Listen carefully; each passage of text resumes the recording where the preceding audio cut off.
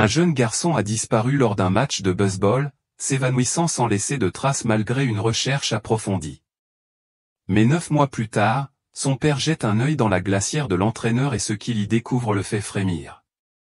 Antoine Dubois fixait l'imprimante qui crachait une nouvelle affiche. Le visage de son fils de 12 ans, Lucas, lui souriait depuis le papier glacé. La lumière du matin filtrait à travers les fenêtres poussiéreuses du garage d'Étienne Moreau, projetant de longues ombres sur le sol en béton. 9 mois. Cela faisait 9 mois que Lucas avait disparu sans laisser de traces après un match de baseball, et le poids de ce temps pesait lourdement sur les épaules d'Antoine. Je pensais qu'on pourrait vérifier le côté de la forêt aujourd'hui, dit Étienne, interrompant les pensées d'Antoine. Il y a un ravin à environ 5 km qu'on n'a pas encore exploré. C'est assez dense, mais si quelqu'un voulait se cacher. Étienne Moreau, l'entraîneur de baseball de Lucas et le meilleur ami d'Antoine, avait été son roc dans ce cauchemar.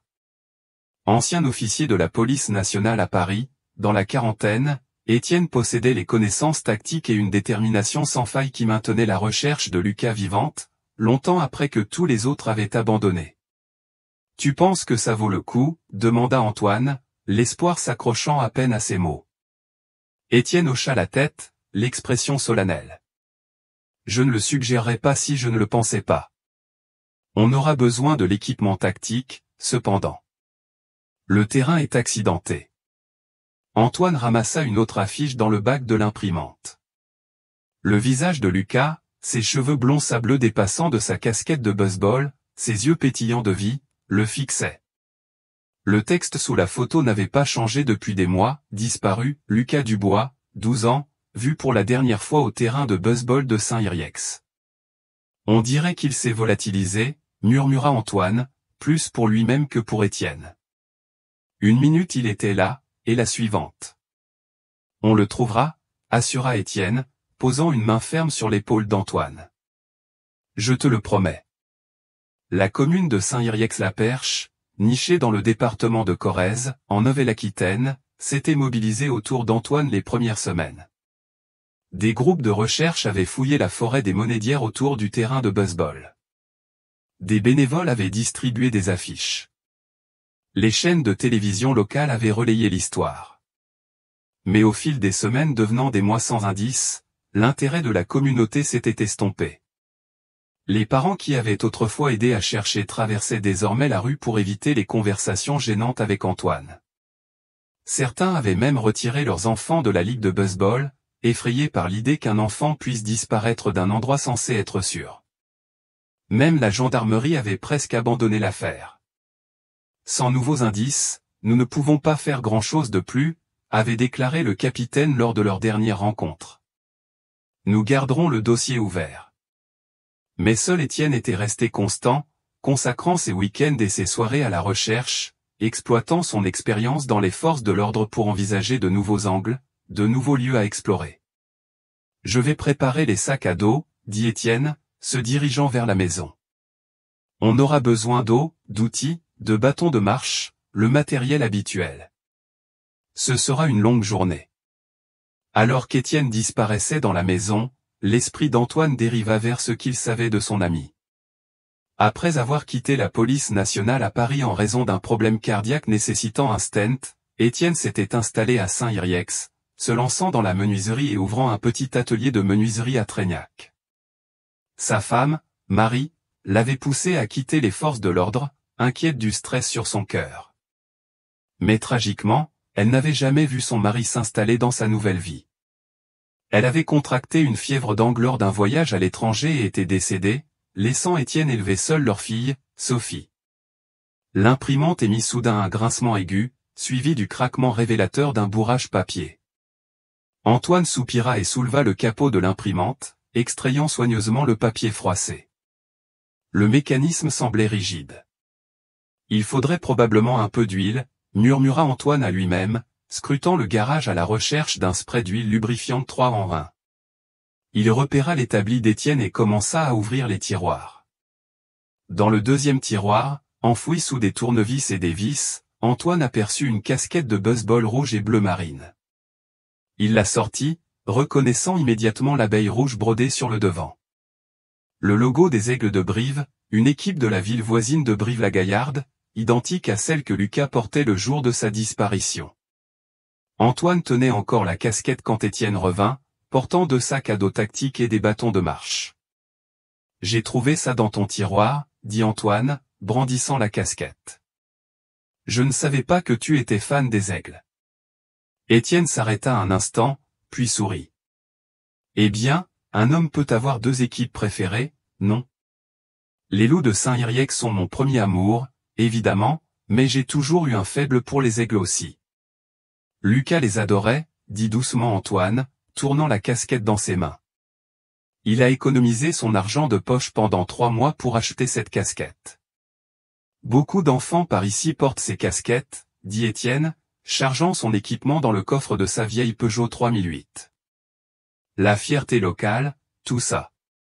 Antoine hocha la tête, remettant la casquette dans le tiroir. Je cherchais de l'huile 3 en 1, en fait. L'imprimante est bloquée. Étagère du haut, à gauche, indiqua Étienne, pointant une série d'étagères métalliques de l'autre côté du garage. Antoine trouva le spray et appliqua une petite quantité sur les rouleaux de l'imprimante. Après quelques minutes de bricolage, il réussit à la faire fonctionner à nouveau. Les dernières affiches émergèrent, complétant la pile qu'il distribuerait plus tard dans la journée. Une partie de lui se demandait si cela en valait encore la peine. 9 mois, c'était long, et les statistiques sur les enfants disparus n'étaient pas encourageantes après les premières 48 heures, encore moins après 9 mois. Mais abandonner signifierait accepter que Lucas était parti pour toujours. Et Antoine n'était pas prêt à faire cela.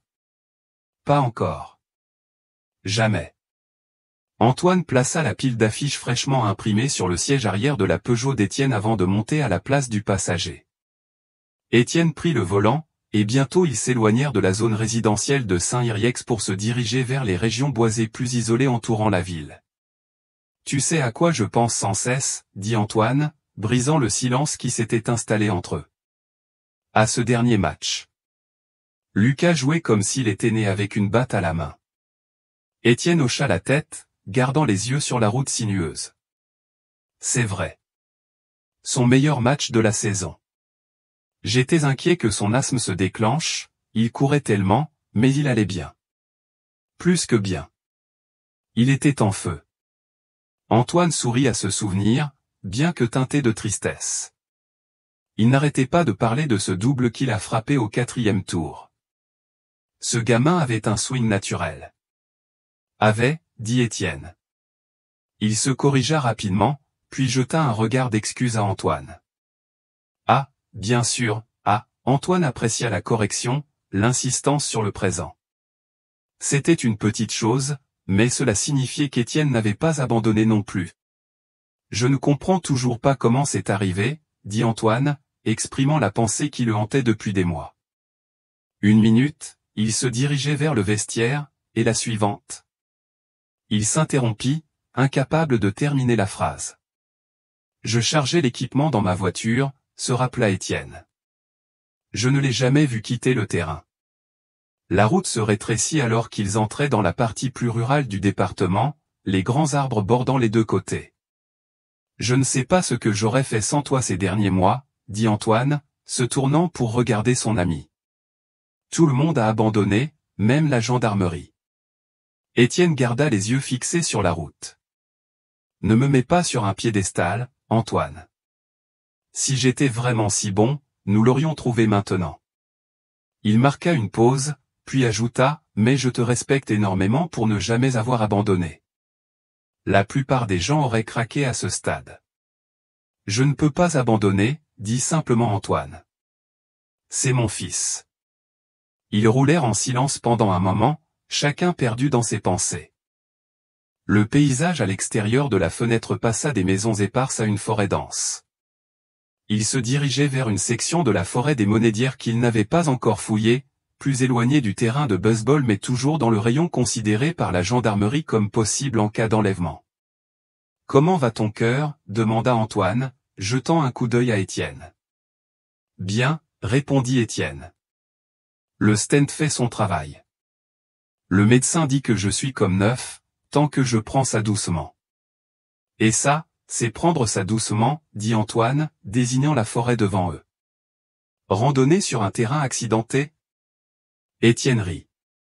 Comparé à poursuivre des voyous dans les rues de Paris, c'est une promenade de santé. Alors qu'ils approchaient d'une station-service à Chambéret, à la lisière de la forêt des Monédières, Étienne ralentit la voiture. Je vais faire le plein, dit-il, et on devrait prendre de quoi manger et boire. On sera là-bas un moment. Antoine acquiesça. Étienne avait toujours été méticuleux dans ses préparations, surtout en ce qui concernait l'hydratation.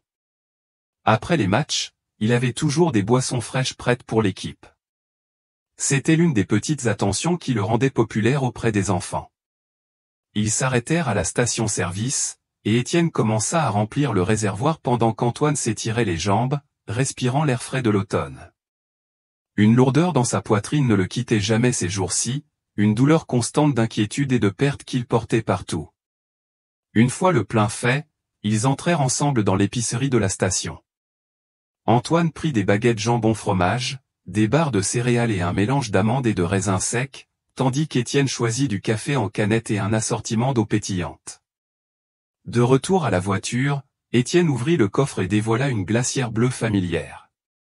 Elle était rayée et décolorée par des années d'utilisation, mais Antoine la reconnut immédiatement. Étienne la portait à chaque match, remplie de boissons fraîches pour l'équipe. « Tu utilises toujours ce vieux truc ?» commenta Antoine, désignant la glacière. « Il fonctionne encore », répondit Étienne avec un haussement d'épaule. « Pourquoi remplacer ce qui marche ?» Antoine plaça les provisions dans le coffre pendant qu'Étienne jetait rapidement les boissons dans la glacière et la refermait. La glacière était devenue une partie intégrante de l'identité d'Étienne, tout comme son sifflet d'entraîneur ou son tablier de menuisier, une présence constante et fiable. Alors qu'ils remontaient en voiture et poursuivaient leur trajet vers la forêt des Monédières, Antoine ressentit une légère lueur d'espoir. Peut-être qu'aujourd'hui serait différent. Peut-être qu'il trouverait quelque chose, un indice, un signe, n'importe quoi qui pourrait les mener à Lucas. Mais sous cet espoir, un doute lancinant grandissait depuis des mois. Et s'il ne le trouvait jamais? Et si cette recherche, comme toutes les précédentes, se terminait par un retour chez eux les mains vides, avec pour seul résultat de la boue sur leurs bottes et de nouvelles rides sur leur visage? Antoine repoussa cette pensée. Il ne pouvait pas se permettre de penser ainsi. Pas maintenant. Jamais. Les graviers crissèrent sous les pneus alors qu'Étienne s'arrêtait dans la petite aire de stationnement à l'entrée du parc forestier. Une pancarte indiquant sentier de randonnée pointait vers un chemin étroit qui disparaissait dans les arbres. L'air était frais, chargé de l'odeur terreuse des feuilles en décomposition et des pins. « C'est ici, » dit Étienne, coupant le moteur. L'entrée est. On n'a pas encore fouillé cette section. Ils sortirent de la voiture, et Étienne ouvrit le coffre pour récupérer leur équipement. Antoine prit son sac à dos et la pile d'affiches sur le siège arrière. La forêt s'étendait devant eux, une vaste étendue de vert et de brun, silencieuse à l'exception du chant occasionnel d'un oiseau. « Je vais prendre une boisson avant de partir », dit Antoine, se dirigeant vers l'arrière de la voiture où Étienne organisait l'équipement. Il ouvrit le couvercle de la glacière bleue et plongea la main à l'intérieur, écartant les grandes bouteilles d'eau pétillante pour trouver son café en canette. En explorant l'intérieur glacé, ses doigts frôlèrent quelque chose de petit et cylindrique, pas une boisson. Antoine le sortit et se retrouva à tenir un inhalateur pour l'asthme. La vue de l'objet lui fit un choc. C'était identique à celui que Lucas utilisait, un inhalateur d'albutérol standard avec un capuchon bleu. « Étienne » appela Antoine, agitant l'inhalateur. « Tu as de l'asthme » Étienne se retourna, et pendant un bref instant, quelque chose passa sur son visage. De la surprise, de la confusion, peut-être même de la peur. Il semblait à court de mots, ce qui frappa Antoine comme étrange. En toutes ces années de connaissance, il n'avait jamais vu Étienne déstabilisé. « Oh, ça ? Où l'as-tu trouvé ?» dit enfin Étienne, s'approchant. « C'est celui de Sophie. On lui a diagnostiqué de l'asthme le mois dernier. »« Vraiment ?» Antoine fronça les sourcils, examinant l'inhalateur. « Je ne savais pas. C'est dur. Je l'ai trouvé dans la glacière. Eh bien, les enfants de nos jours, dit Étienne, tendant la main pour récupérer l'inhalateur. On vit à Saint-Yrieix, pas à Paris avec toute cette pollution, et pourtant ils ont de l'asthme. Antoine lui tendit l'inhalateur, mais alors qu'Étienne faisait mine de le remettre dans la glacière, Antoine l'arrêta. Tu sais quoi, Étienne, dit-il. Je ne pense pas que ce soit une bonne idée de ranger l'inhalateur de Sophie dans la glacière. Le médicament ne doit pas être conservé à basse température trop longtemps. Ça peut réduire son efficacité. Étienne hésita. D'accord, dit-il après un moment. Je ne savais pas ça. Sophie aime la sensation de froid quand elle l'utilise. Elle dit que ça marche mieux comme ça. Elle tient ça de ma grand-mère. Toujours aimer les choses fraîches. Je ne le garde là-dedans que peu de temps, mais j'ai dû oublier de le sortir hier. Antoine hocha la tête, bien qu'une petite voix dans son esprit se demanda si un médecin n'aurait pas mentionné les conditions de stockage appropriées à Étienne lorsqu'il avait prescrit le médicament pour Sophie. Il ne voulait pas en faire toute une histoire. Les gens avaient leurs préférences, et il se souvenait vaguement avoir lu que conserver brièvement au froid ne nuisait pas aux médicaments. Je veille juste sur Sophie, dit Antoine, refermant le couvercle de la glacière et ouvrant son café. Étienne glissa l'inhalateur dans sa poche, puis se pencha à nouveau dans le coffre et en sortit un pistolet de service Manurin MR73. Il vérifia le chargeur, puis regarda Antoine. On devrait prendre ça avec nous, dit-il. Pour la protection. On ne sait jamais quel genre d'animaux sauvages on pourrait rencontrer là-dedans. Antoine haussa un sourcil. Ils étaient partis en dizaines de recherches, et Étienne n'avait jamais apporté d'armes auparavant. Avant qu'il ne puisse commenter, un garde forestier en uniforme s'approcha d'eux. « Excusez-moi, monsieur, dit le garde, regardant l'arme. Les armes à feu ne sont pas autorisées dans le parc forestier. » Étienne se retourna calmement, glissant le pistolet dans son étui. « Mes excuses, monsieur l'agent. Je suis un ancien officier de la police nationale. » Il tendit la main vers son portefeuille et montra son identification. « Une vieille habitude, je suppose. » Le garde examina la carte, puis hocha la tête. « Je comprends, monsieur, mais je dois faire respecter les règlements du parc. » « Pas d'armes à feu. »« Bien sûr, dit Étienne. »« Mon erreur. » Il restera verrouillé dans la voiture. Le garde leur lança un regard d'avertissement avant de poursuivre sa patrouille, et Antoine ne put s'empêcher de remarquer la tension dans les épaules d'Étienne alors qu'il regardait le garde s'éloigner. « Depuis quand tu apportes une arme à nos recherches ?» demanda Antoine à voix basse. Étienne haussa les épaules, rangeant l'étui de l'arme dans le coffre. « Juste par précaution. Il y a eu des signalements de sangliers dans cette zone, mais tu as entendu l'homme. Les règles sont les règles. » Antoine prit une longue gorgée de son café, étudiant son ami. Quelque chose clochait, mais il n'arrivait pas à mettre le doigt dessus. Étienne avait toujours été celui sur qui il pouvait compter, un roc. Mais aujourd'hui, il semblait différent, presque nerveux. « Ça va ?» demanda Antoine. « Tu sembles un peu sur les nerfs. »« Je vais bien, » dit Étienne, peut-être un peu trop vite. Juste pressé de commencer. On perd du temps. Antoine hocha la tête, bien qu'il ne fût pas entièrement convaincu. Alors qu'ils rassemblaient leurs sacs à dos et leurs bâtons de marche, il se surprit à penser à l'inhalateur dans la glacière et à pourquoi Étienne avait soudainement ressenti le besoin d'apporter une arme. Des petites choses, peut-être, mais dans son esprit, de petites incohérences commençaient à s'accumuler comme les premières pièces d'un puzzle qu'il ne voyait pas encore clairement. Ils s'engagèrent sur le sentier, la terre meuble étouffant leurs pas. La matinée était assez agréable, fraîche mais pas froide, avec des rayons de soleil tachetés perçant à travers la canopée. Dans d'autres circonstances, cela aurait pu être une randonnée plaisante. Antoine s'arrêtait de temps en temps pour clouer des affiches de personnes disparues sur des poteaux en bois là où il le pouvait, espérant attirer l'attention de quiconque pourrait passer par là. Le GPS indique une bifurcation à environ 1 kilomètre devant, dit Étienne, consultant son appareil. On prendra le chemin de droite. Il mène à une zone moins fréquentée. Antoine hocha la tête, ajustant son sac à dos. Il s'était habitué à ces expéditions au fil des mois, le poids du sac, le bruit rythmique des bâtons de marche frappant le sol, le silence qui s'étirait souvent entre eux alors qu'ils se concentraient sur l'observation de leur environnement. En s'enfonçant dans la forêt, le sentier bien entretenu céda progressivement la place à un terrain plus accidenté.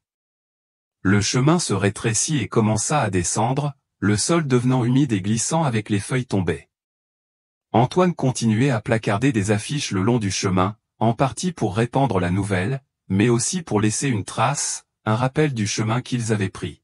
« Attention où tu mets les pieds ici », prévint Étienne alors qu'il négociait une section particulièrement raide. « Ça devient délicat. » Antoine avança prudemment, utilisant son bâton de marche pour se soutenir. La forêt s'était épaissie autour d'eux, les arbres se resserrant, bloquant une grande partie de la lumière. Cela créait une sensation étrange, presque oppressante, comme si les bois les observaient.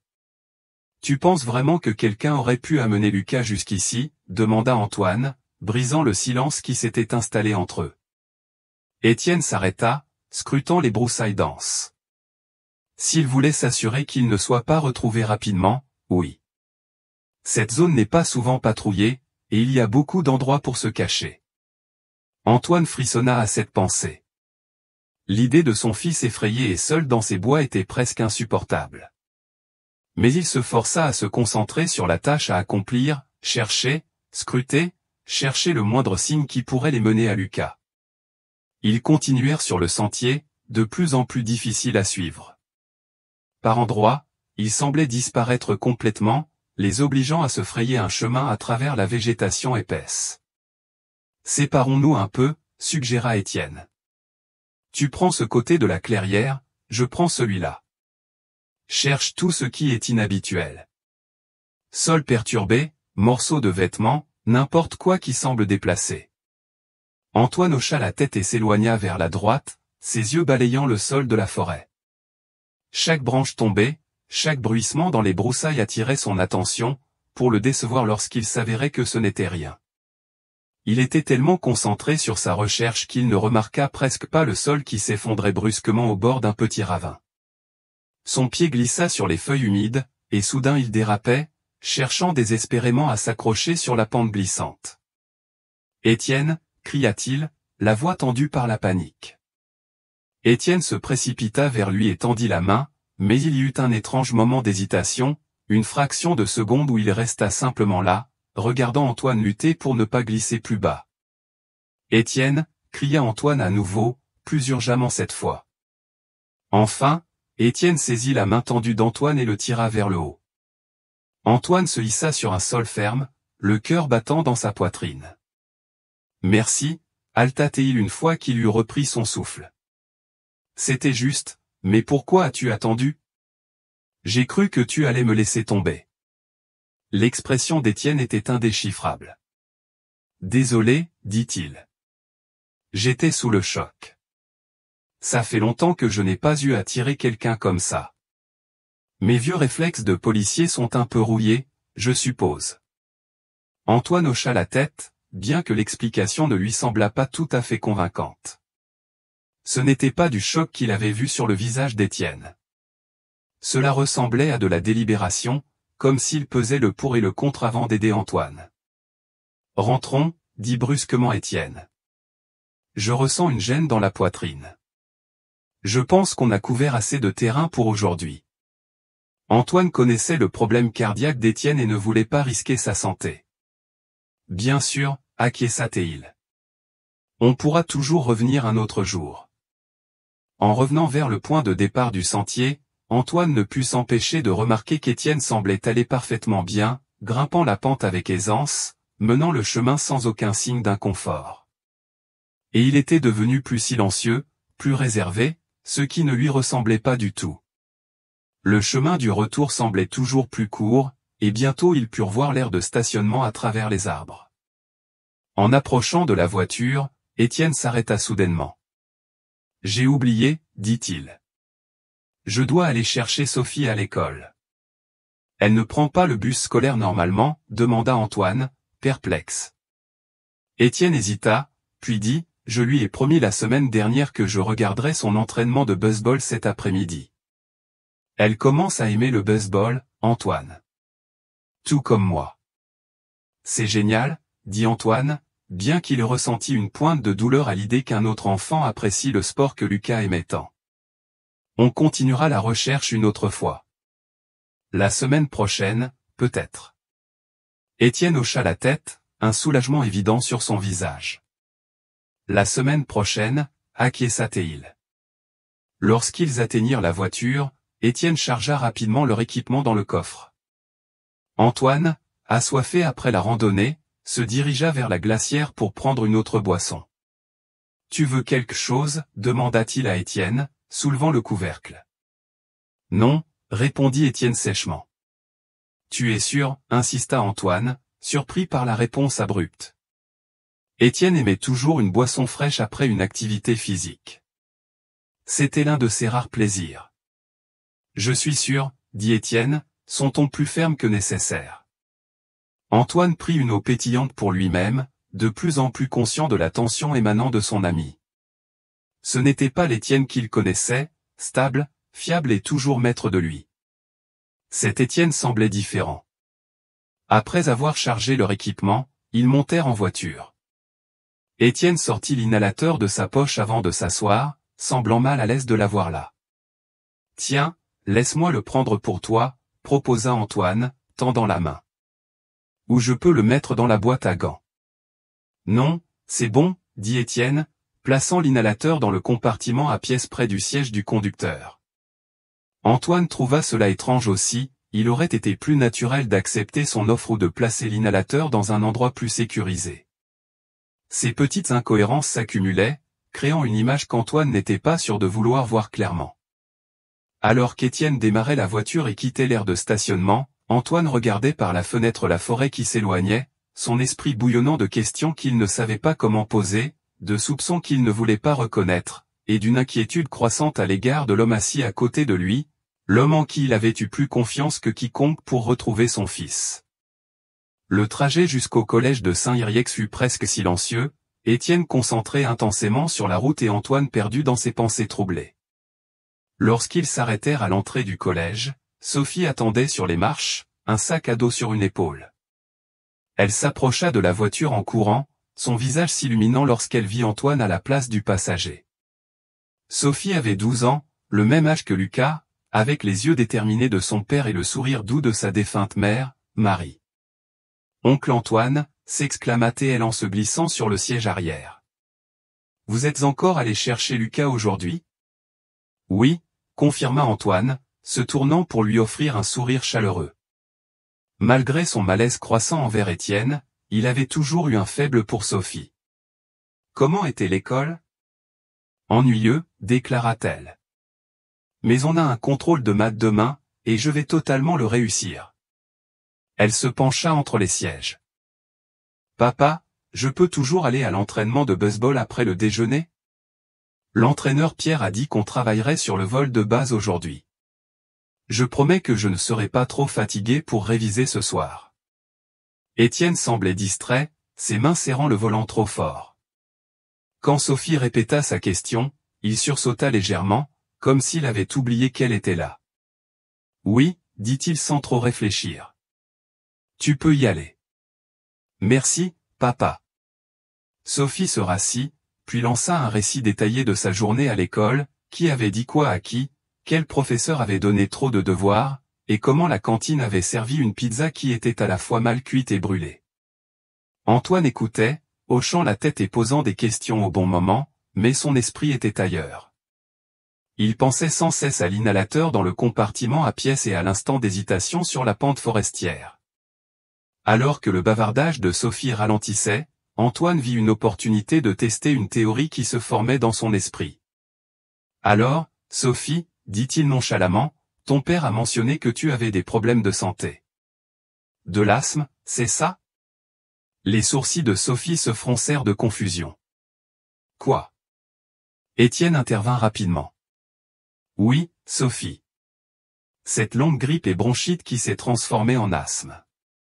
Ça fait 3 mois, ma chérie. Sophie sembla incertaine. Oh, oui, je crois, dit-elle lentement. Le médecin m'a donné une sorte d'inhalateur. Antoine l'observa attentivement. Ton père a dit que tu aimais ton inhalateur froid. La confusion de Sophie sembla s'accentuer. Oui, froid, ça pourrait être agréable, je suppose, dit-elle, son ton suggérant qu'elle essayait de suivre quelque chose qu'elle ne comprenait pas vraiment. Les enfants, dit Étienne avec un rire forcé. Ils inventent des excuses et jouent avec les mots sans raison. La voiture s'arrêta dans l'allée de la maison de campagne d'Étienne à Treignac, et Antoine ressentit un frisson qui n'avait rien à voir avec l'air automnal. Les réactions de Sophie confirmaient ce qu'il commençait à suspecter. L'inhalateur dans la glacière n'était pas le sien. Ils sortirent tous de la voiture, et Étienne se tourna vers Sophie. « Va déjeuner et faire tes devoirs avant l'entraînement, d'accord ?»« D'accord, papa » acquiesça-t-elle, se dirigeant vers la maison. Étienne se tourna vers Antoine. « Je serai dans le garage si tu as besoin de quelque chose. Serre-toi dans le frigo. »« En fait, je pense que je vais rentrer chez moi, » dit Antoine. « Merci de m'avoir emmené aujourd'hui. Tu vas mieux ? Tu semblais un peu perturbé après cet incident dans la forêt. »« Je vais bien, » assura Étienne. « Juste un peu fatigué. Ma poitrine va bien maintenant. » Alors qu'Étienne se dirigeait vers le garage pour décharger la voiture, Antoine commença à le suivre jusqu'à son propre véhicule. Mais avant qu'il ne puisse partir, Sophie revint en courant. « Oncle Antoine, » murmura-t-elle, tirant sur sa manche. « Tu m'avais promis cette carte de baseball, tu te souviens ? Je pense que tu oublies tout le temps. » Antoine baissa les yeux sur son visage enthousiaste. « Une carte de baseball ? » « Oui, celle de l'équipe célèbre, » insista-t-elle. « Chut, si papa savait que je te la demande, il serait fâché contre moi pour ne pas être poli. » Antoine se rappela avoir fait cette promesse. Il l'avait en effet promise à Sophie il y a un moment, mais avec l'enquête et tout ce qui avait suivi, cela lui était sorti de l'esprit. « D'accord, » rit-il, un peu embarrassé. « Désolé pour ça. Tu sais quoi ? Pour être sûr de ne pas oublier encore, je vais rentrer chez moi la chercher. Je te l'apporterai avant que tu partes pour l'entraînement de baseball.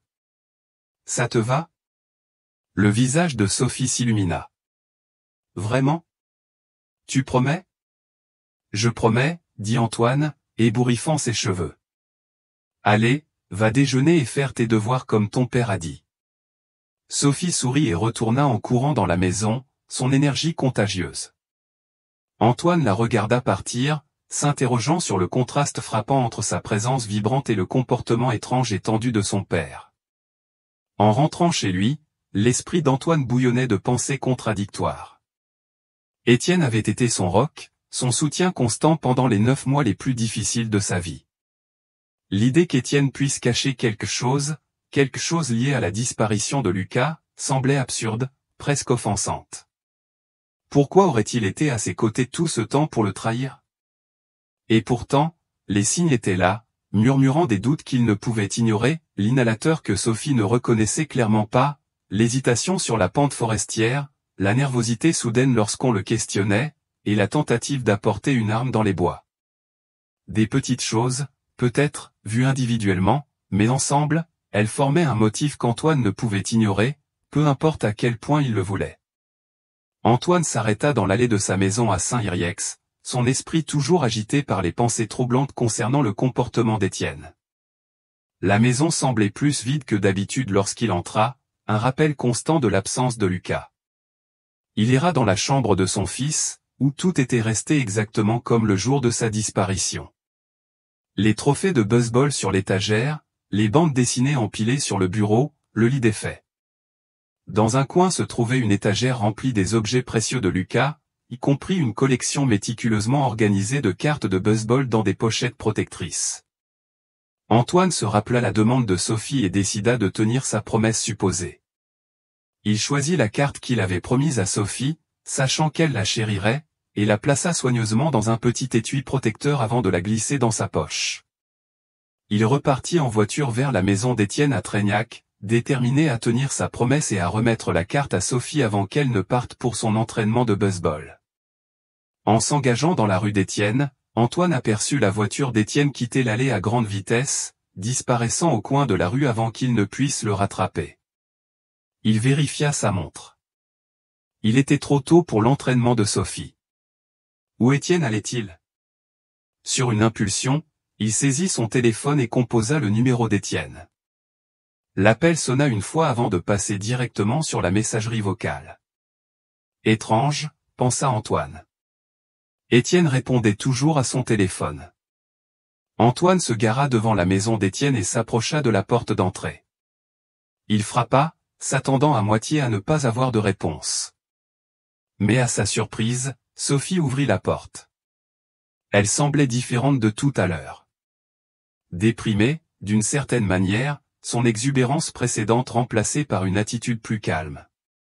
Dans sa main, elle tenait un inhalateur, mais il ne ressemblait en rien à celui qu'Antoine avait trouvé dans la glacière. Celui-ci était rose et circulaire, un inhalateur à poudre sèche, pas l'inhalateur d'albutérol standard avec un capuchon bleu. « Oncle Antoine, dit-elle. Je suis là pour te donner la carte de baseball, Sophie, dit Antoine, s'attardant sur le porche. Il jeta un coup d'œil autour, notant l'allée vide. Mais j'ai vu ton père partir. Tout va bien? Sophie hocha la tête. Il a dit que quelque chose était arrivé soudainement. Du travail. Il devait aller à son atelier de menuiserie à Treignac pour finir quelque chose. Antoine fronça les sourcils. Étienne ne semblait pas pressé de retourner au travail plus tôt, et ce départ soudain juste après leur retour de la recherche dans la forêt semblait suspect. Je t'ai apporté ça, dit Antoine, tendant la carte de baseball dans son étui protecteur. Celle que je t'avais promise. Le visage de Sophie s'illumina. Vraiment? Merci. Elle prit la carte avec précaution, l'examinant avec une véritable appréciation. C'est génial, oncle Antoine. J'ai remarqué que tu avais un inhalateur, dit Antoine nonchalamment, désignant l'appareil rose dans sa main. C'est pour ton asthme? Oui, dit Sophie, le montrant. Le médecin me l'a prescrit pour ma bronchite chronique et mes allergies. J'ai eu la grippe et des douleurs thoraciques ces 3 derniers mois après avoir été infecté à l'école. C'est dur, compatit Antoine. Donc, tu ne conserves jamais ton inhalateur à basse température, comme dans une glacière? Sophie sembla confuse. Non, pourquoi ferais-je ça? Je le garde toujours dans mon sac. Elle inclina la tête. Pourquoi tu continues à demander? Antoine força un sourire. Juste curieux. Ton père a mentionné quelque chose sur le fait que tu aimais ton inhalateur froid, et je me posais la question. C'est bizarre, dit Sophie, fronçant les sourcils. Je ne lui ai jamais dit ça. Le cœur d'Antoine s'emballa. Les pièces du puzzle se mettaient en place, formant une image qu'il ne voulait pas voir. Tu as besoin qu'on te conduise à l'entraînement, proposa-t-il, changeant de sujet. Je serais heureux de t'y emmener. Sophie secoua la tête. Non, c'est bon. J'ai un contrôle demain, donc je devrais me reposer. Je réviserai plus tard ce soir. Antoine hésita, mal à l'aise à l'idée de la laisser seule. Tu es sûr? Je peux attendre que ton père revienne. Oncle Antoine, j'ai 12 ans, dit Sophie avec une pointe d'exaspération adolescente. Et tu sais que papa a pratiquement transformé cet endroit en Fort Knox avec tout son système de sécurité. Elle n'avait pas tort. La maison d'Étienne était équipée d'un système de sécurité avancé, un autre vestige de séjour dans la police. D'accord, concéda Antoine. Mais verrouille la porte derrière moi, d'accord? Et appelle si tu as besoin de quoi que ce soit. Je le ferai, promit Sophie. Merci encore pour la carte. Alors que Sophie fermait la porte, Antoine entendit le verrou se mettre en place. Il retourna à sa voiture, l'esprit en ébullition. L'inhalateur dans la glacière n'était pas celui de Sophie. Elle avait un modèle complètement différent. Étienne avait menti à ce sujet, et sur sa prétendue préférence pour le garder au froid. Antoine essaya d'appeler Étienne à nouveau, mais toujours pas de réponse. Quelque chose n'allait vraiment pas, et il devait découvrir quoi.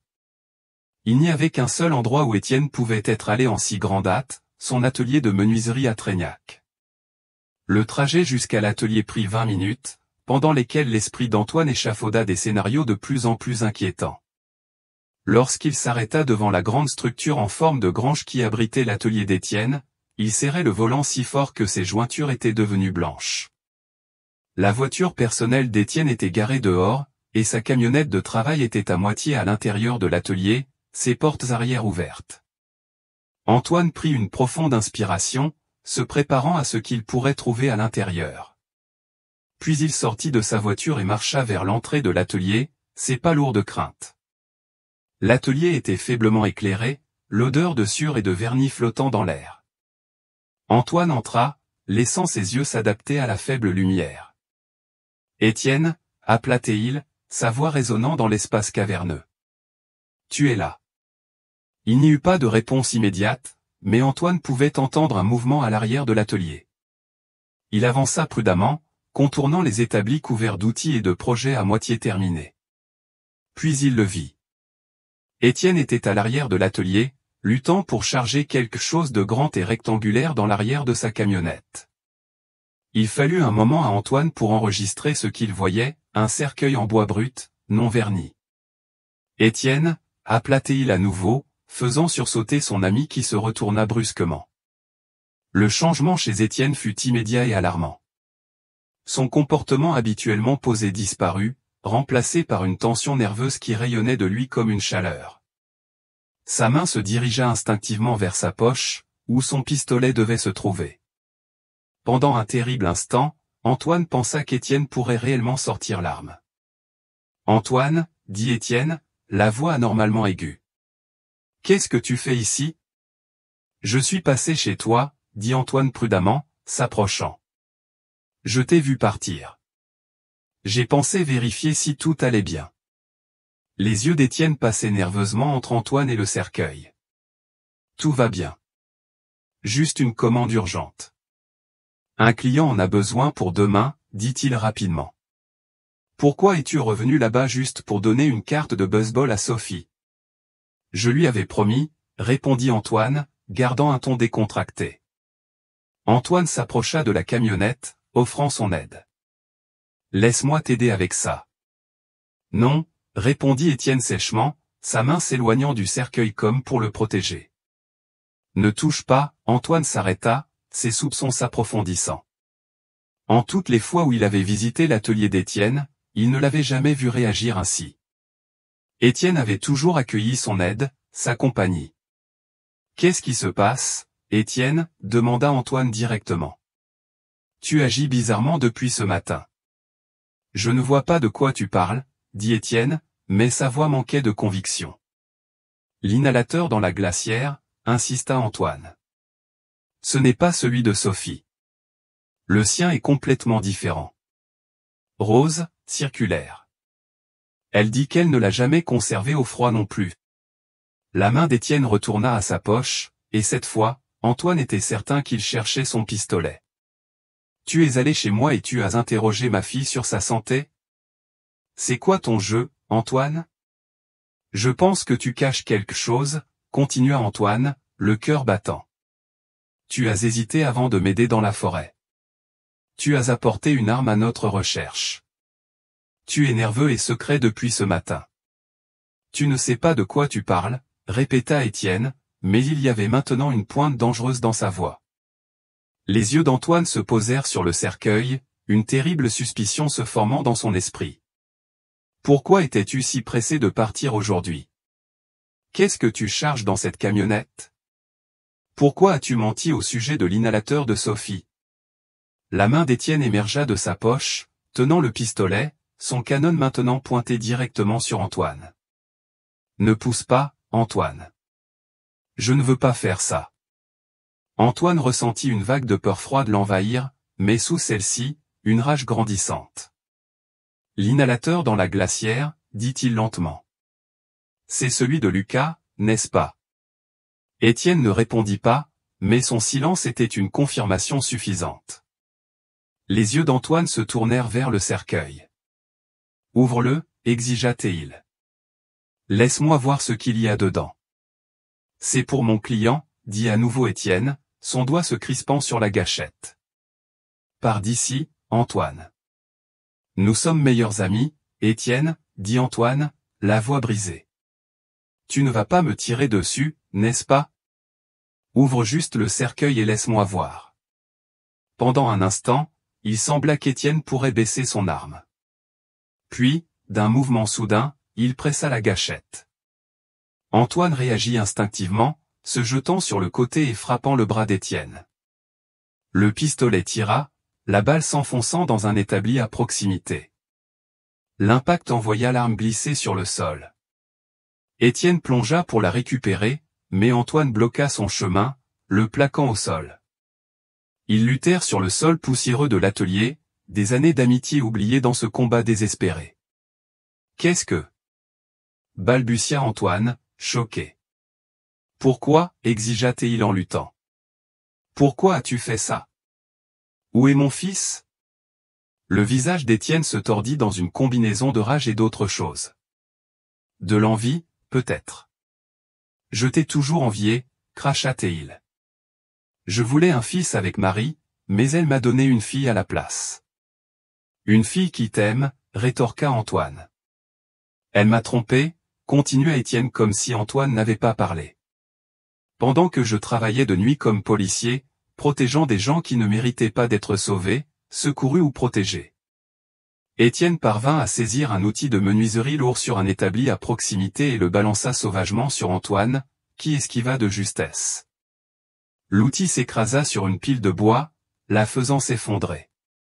Ça n'explique pas pourquoi tu as pris mon fils, dit Antoine, tournant prudemment alors qu'Étienne se préparait pour une autre attaque. Je n'ai jamais voulu d'une fille, cria Étienne, son visage déformé par la rage. J'ai toujours voulu un fils pour perpétuer mon nom, pour lui apprendre le baseball, pour en faire un homme. Il chargea à nouveau sur Antoine, l'outil levé haut, mais Antoine esquiva, regardant l'élan d'Étienne le porter dans un établi. Étienne, arrête. Dis-moi juste, Lucas est dans ce cercueil, n'est-ce pas, exigea Antoine. Tu allais le déplacer parce que j'ai commencé à poser des questions après avoir trouvé cet inhalateur dans la glacière. Le rire d'Étienne était creux. J'aurais dû te laisser tomber dans cette forêt, dit-il. J'aurais dû te pousser au lieu de te tirer. Il attaqua à nouveau, balançant l'outil lourd avec une intention mortelle. Cette fois, il passa dangereusement près, le bord de l'outil frôlant l'épaule d'Antoine. Antoine trébucha en arrière, sa main effleurant quelque chose sur le sol, le pistolet. Dans un mouvement fluide, il le saisit, le leva et tira un coup de semonce au plafond. Le bruit fut assourdissant dans l'espace clos. Étienne se figea, l'outil toujours levé au-dessus de sa tête. Lâche-le, ordonna Antoine, sa voix ferme malgré la tempête d'émotions qui faisait rage en lui. Lâche-le maintenant, Étienne. Pendant un instant, il sembla qu'Étienne pourrait obéir. Puis, avec un rugissement de fureur, il chargea en avant, l'outil balançant vers la tête d'Antoine. Antoine n'eut pas le choix.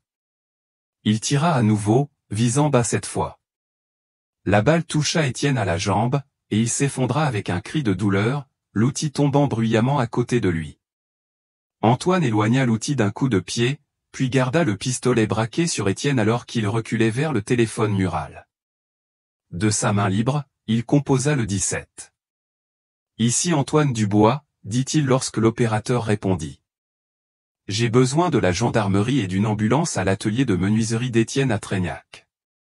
Immédiatement. J'ai tiré sur un homme qui, je crois, a kidnappé mon fils il y a 9 mois. Il donna l'adresse, puis raccrocha, son attention revenant à Étienne, qui tenait sa jambe blessée, le visage pâle de choc et de douleur. Où est-il, exigea Antoine, s'approchant. Où est Lucas? Étienne ne dit rien, ses yeux remplis de haine. Antoine se dirigea vers la camionnette et, d'une main tenant toujours le pistolet, utilisa l'autre pour ouvrir le couvercle du cercueil.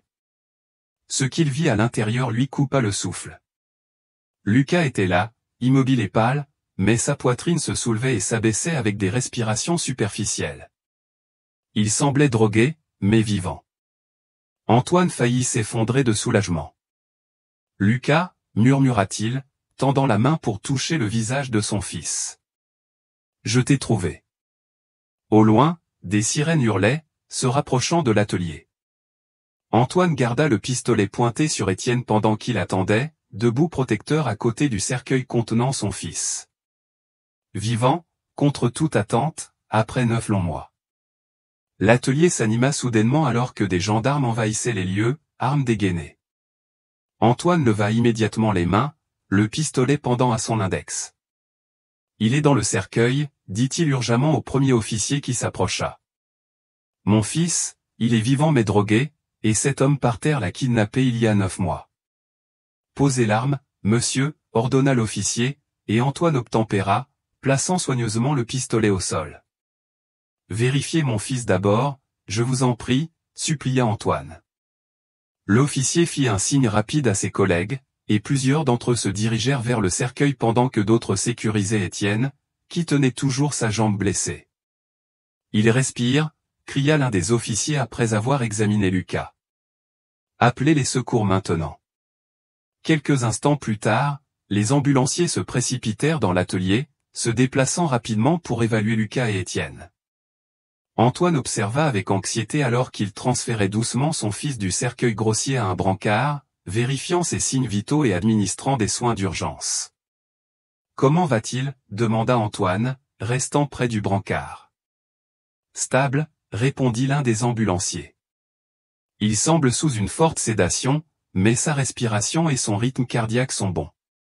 Nous en saurons plus une fois à l'hôpital. » Pendant ce temps, d'autres ambulanciers s'occupaient d'Étienne, stabilisant sa blessure à la jambe avant de le charger sur un deuxième brancard. Alors qu'il se préparait à l'emmener à l'ambulance, un inspecteur s'approcha d'Antoine. « Monsieur Dubois, je suis l'inspecteur Laurent Garnier. J'ai besoin d'une déclaration brève sur ce qui s'est passé ici. » Antoine hocha la tête, ses yeux ne quittant jamais le brancard qui portait son fils. Cet homme est Étienne Moreau. C'était mon meilleur ami, l'entraîneur de baseball de mon fils, et un ancien officier de la police nationale. Il a kidnappé mon fils Lucas il y a 9 mois au terrain de baseball de Saint-Yrieix. Aujourd'hui, j'ai trouvé l'inhalateur de mon fils dans la glacière d'Étienne, ce qui m'a fait le suspecter. Quand je suis venu ici pour le confronter, je l'ai trouvé en train de charger ce cercueil dans sa camionnette. Il a sorti une arme sur moi. Nous nous sommes battus, et je l'ai tiré en légitime défense. L'inspecteur prit des notes, hochant la tête sombrement. « Et le garçon dans le cercueil est bien votre fils ?» « Oui », confirma Antoine. « Lucas Dubois. Il est porté disparu depuis 9 mois. Nous aurons besoin d'une déclaration complète plus tard, dit l'inspecteur. Mais pour l'instant, vous devriez accompagner votre fils à l'hôpital. L'officier Pierre Lefebvre vous accompagnera. » Alors que les ambulanciers poussaient Lucas vers la porte, Antoine se rappela soudain Sophie.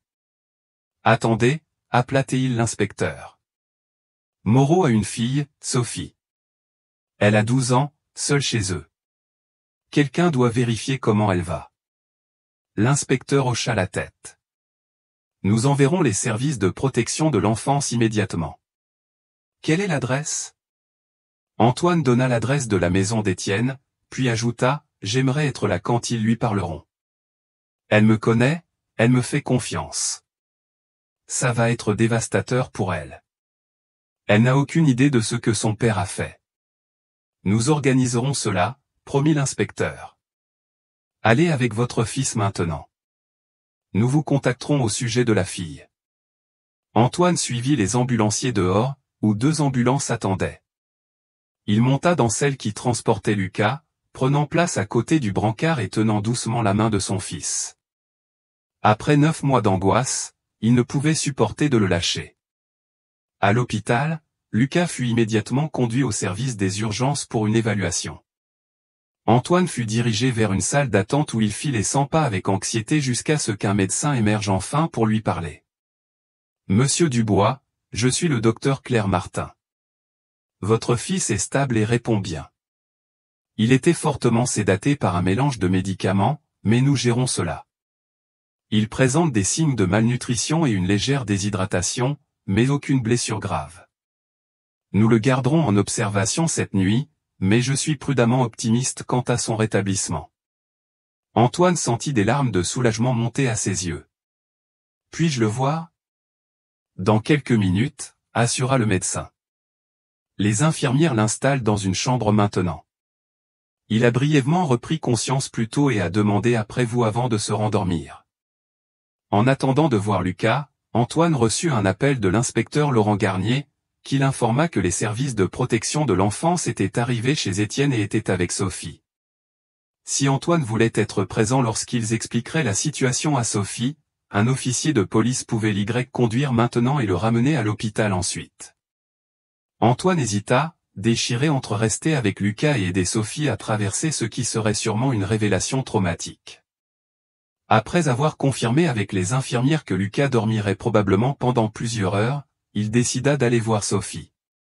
Le trajet jusqu'à la maison d'Étienne fut silencieux, Antoine perdu dans ses pensées sur la rapidité avec laquelle son monde s'était transformé en une seule journée.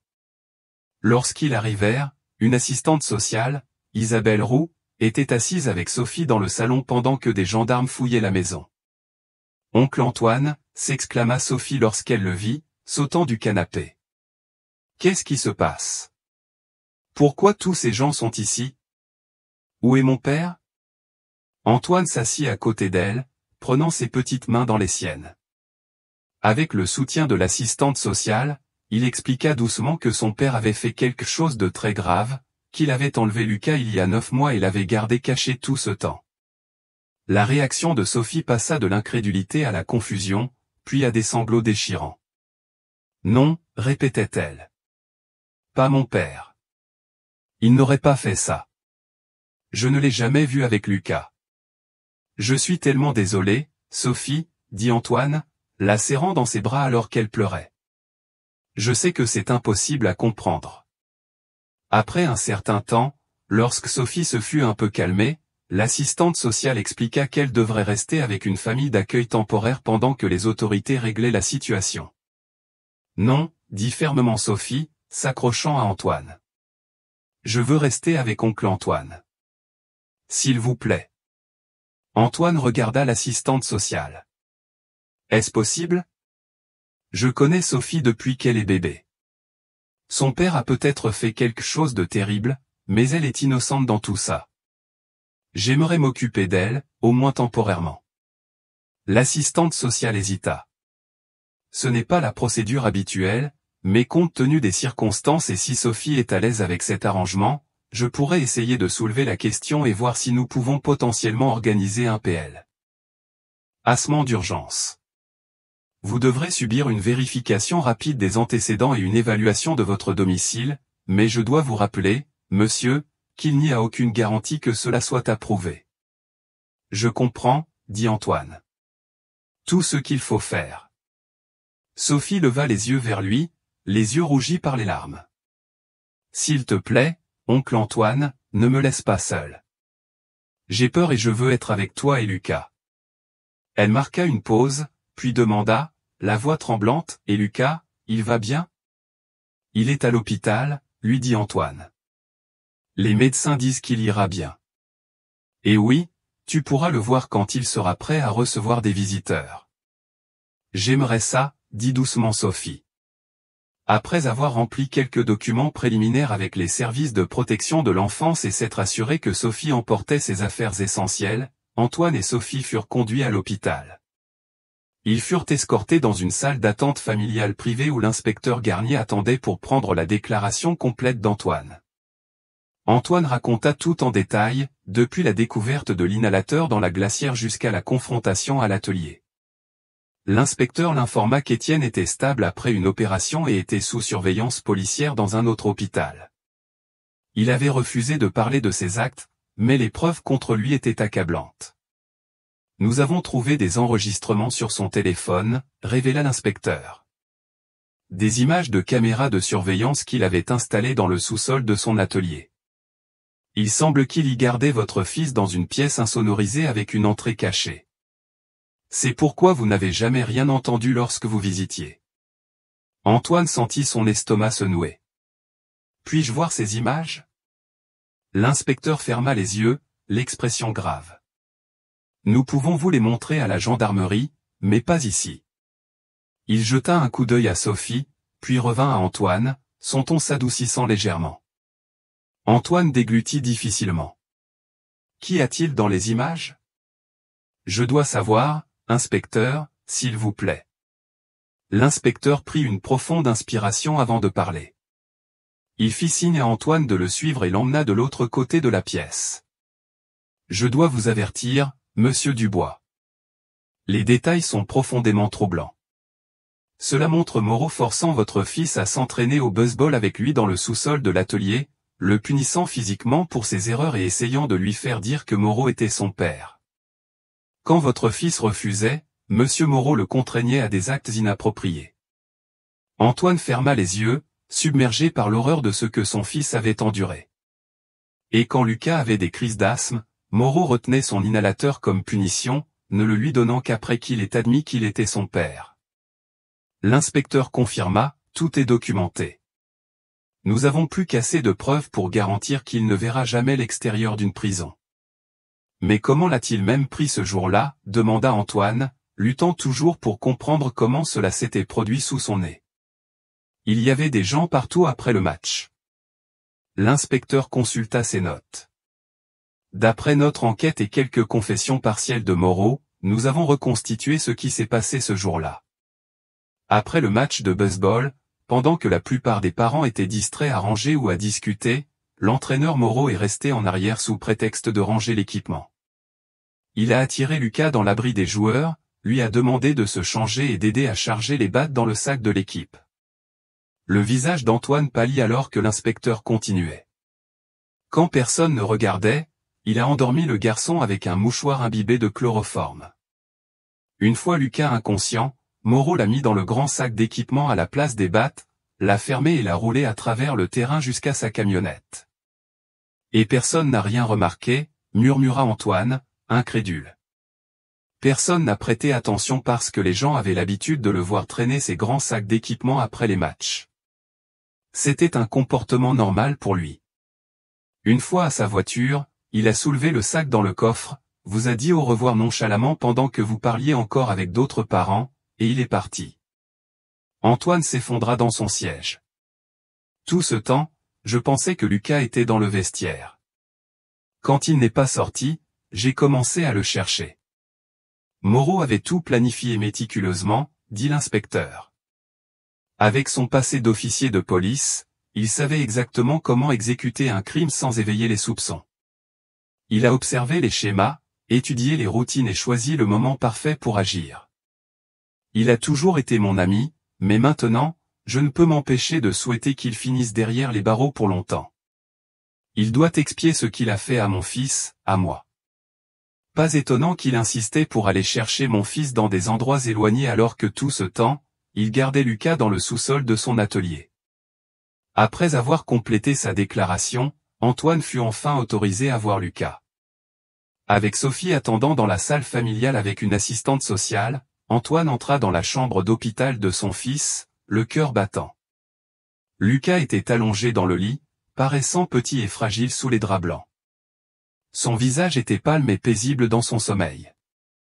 Antoine s'approcha doucement, prenant place à côté du lit et tenant doucement la main de son fils. « Je suis là, Lucas, murmura-t-il. Je t'ai trouvé.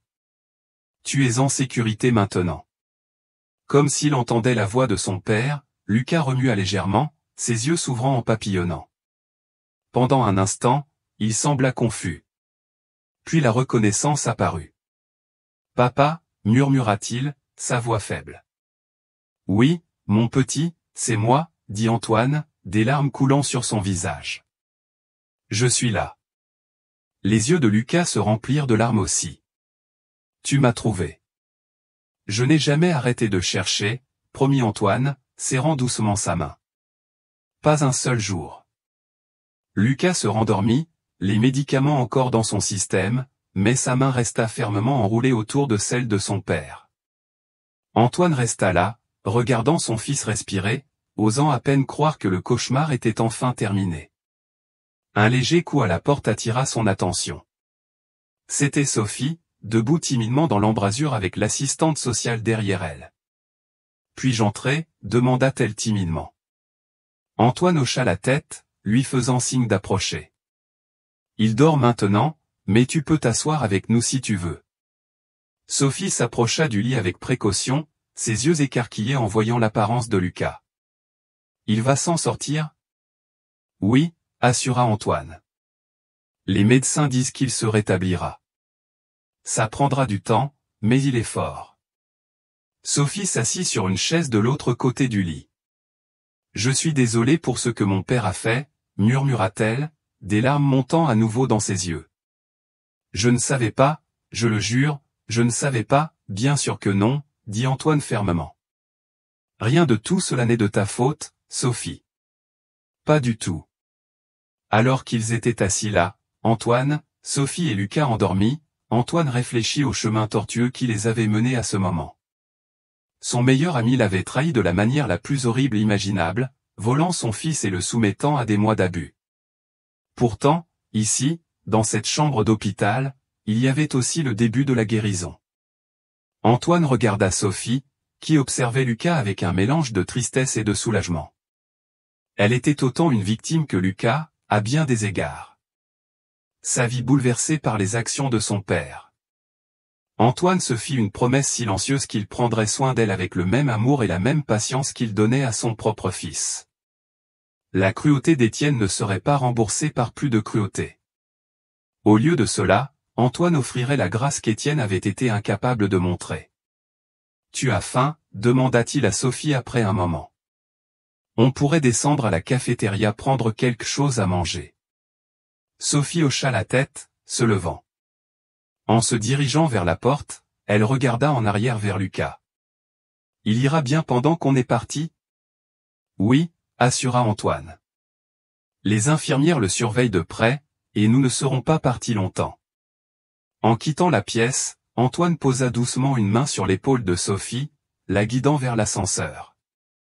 La route à venir serait difficile, la récupération pour Lucas, l'adaptation pour Sophie, et le processus douloureux des procédures judiciaires pour tous.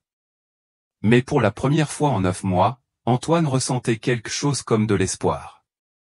Son fils était vivant, et cela suffisait pour affronter ce qui viendrait ensuite.